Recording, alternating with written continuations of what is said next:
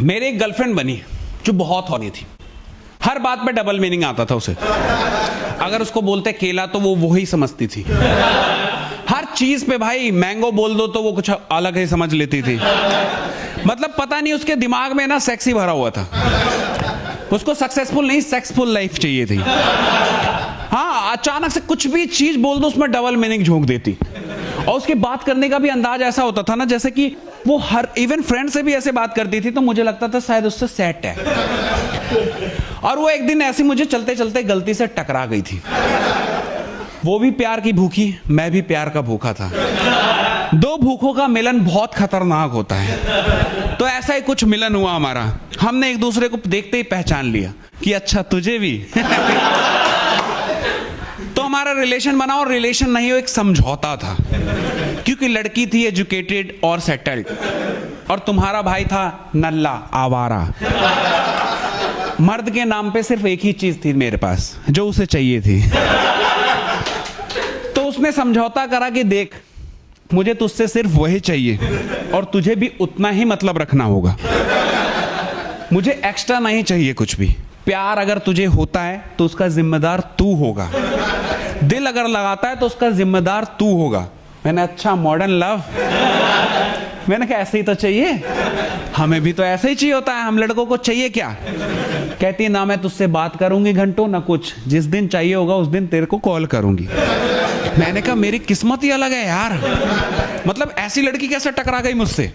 मैं बहुत खुश हुआ, पर उसने पूरा समझौता करा, इवन एफिडेविट बनवाया उसने एक, जो बनाते हैं ना रेंट एग्रीमेंट टाइप, वैसी लव एग्रीमेंट बना जिसमें साफ साफ लिखा था कि अगर इस लड़के को प्यार हुआ तो इसका जिम्मेदार ये खुद होगा, क्योंकि यहां दाल नहीं गलने की, यहां सिर्फ नीड पूरी कर रहे हैं एक दूसरे की।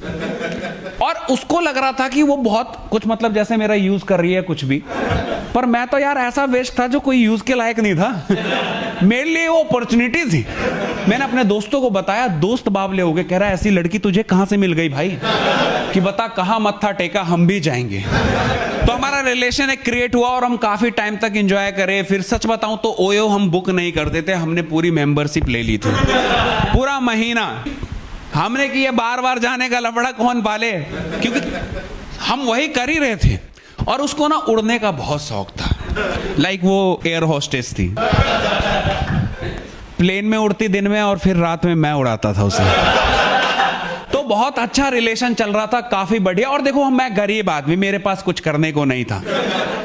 एक काम उसने दिया था, मैं बहुत तसल्ली से निभा रहा था। और समझ रहे हो जब हम जैसों को प्यार मिलता है ना तो हम उसको बहुत केयर करने लगते हैं। तो मैं बहुत केयर करने लगा, जरूरत से ज्यादा ही चिंता कर देता था।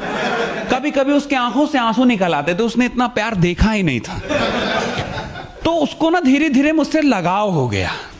पर उसने तो एफिडेविट बनाई थी ना, तो उसने एक दिन एफिडेविट लेके फाड़ दिया और बोला कि मुझे तुमसे प्यार है। और देखो उस रिलेशनशिप में ना सब उसी की चल रही थी, मैं सिर्फ एक कठपुतली था।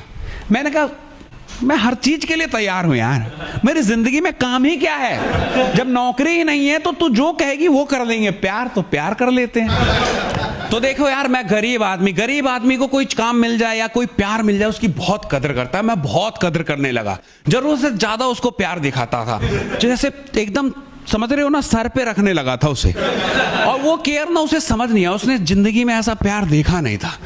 तो उसे भी मुझसे ना लगाव होना शुरू हो गया। पर हमारा एग्रीमेंट बना हुआ था जिसमें साफ साफ लिखा था कि लव की कोई जगह नहीं है, जिस पे उसने भी शाइन करा था और मैंने भी। फिर उसने ना एक वही लड़की वाला गेम खेल दिया।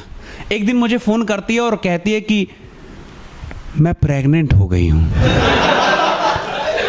मैंने कहा तुम्हें कैसे पता तुम प्रेग्नेंट हो गई? हम सेफ्टी तो यूज करते हैं ना। क्योंकि मैं ना डर गया था, और डर इसलिए नहीं गया था कि वो बच्चे की जिम्मेदारी आ जाएगी, उसके लिए मैं तैयार था। मैं डर इसलिए गया था क्योंकि मुझे लगा जीवन में एक ही काम तो मिला है, उसमें भी मैं गलत कर गया शायद, और उसका रिजल्ट वो भुगत रही, क्योंकि वो तो प्यार के खिलाफ थी ना। मुझे लगा कि मेरी नौकरी चली जाएगी। मैंने सॉरी बोला कि नहीं नहीं ऐसा नहीं हो सकता, आपको कैसे लगा कि आप प्रेग्नेंट हो गई हो? कहती है मेरे पीरियड मिस हो रहे हैं।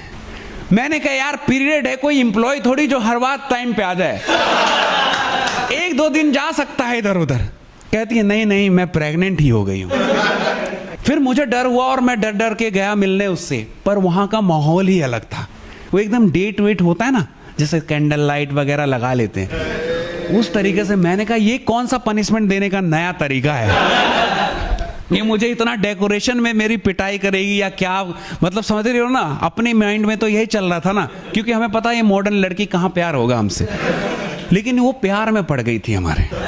वो इजहार करने के लिए बुलाई थी कि मैं ऐसे ऐसा तुम्हारे साथ शादी करना चाहती हूँ।